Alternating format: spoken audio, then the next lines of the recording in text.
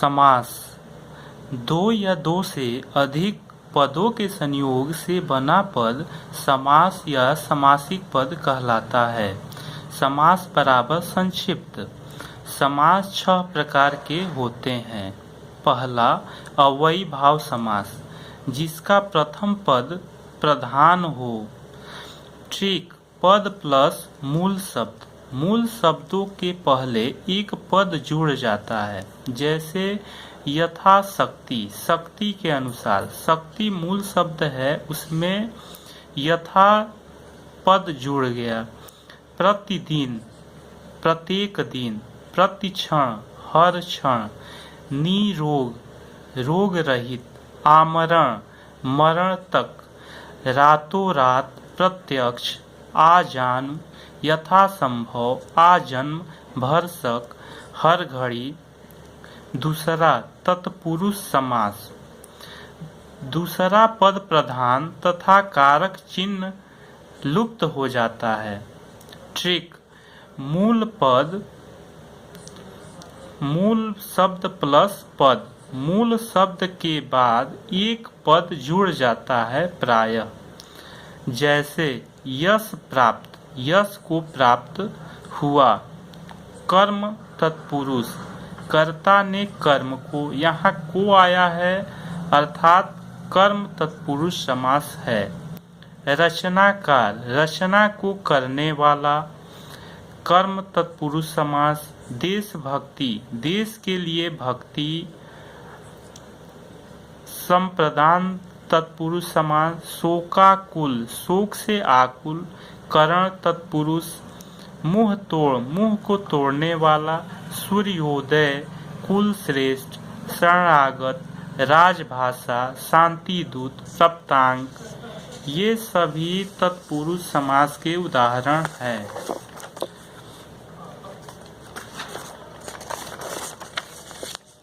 तीसरा कर्मधारय समास।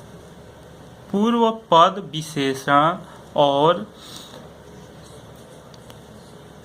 उत्तर पद विशेष्य होता है। ट्रिक कैसा है का उत्तर मिले, जैसे नील कमल, कमल कैसा है तो कमल नीला है। जैसे महात्मा, महान है जो आत्मा। सज्जन, सत है जो जन। दीर्घायु, दीर्घ है जिसकी आयु। महासागर, मुनिवर। चौथा द्विगु समास, जिसका प्रथम पद संख्यावाची हो। ट्रिक संख्या का बोध होता है, जैसे त्रिदेव, 3 देवताओं का समूह। यहाँ 3 संख्या का बोध हुआ है। नवरत्न, 9 रत्नों का समूह। तिरंगा, 3 रंगों वाला। सप्ताह, नवरात्र। सप्तर्षि, अष्टाध्यायी, दुपट्टा।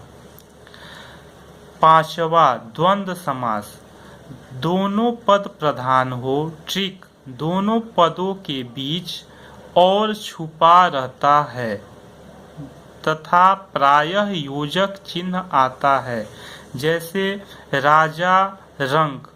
राजा और रंक के बीच योजक चिन्ह का प्रयोग हुआ है। राजा रंक अर्थात राजा और रंक। दिन रात, दिन और रात। हरिहर, हरि और हर। विष्णु और शिव। 25, 5 और 20। अन्न जल, न्यूनाधिक। गंगा यमुना, सुख दुख। अगला समास बहुव्रीहि समास।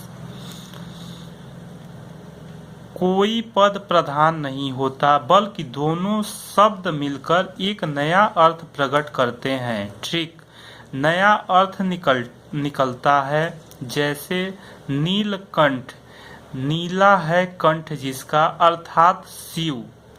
यहाँ शिव यानी शंकर भगवान को बताया जा रहा है।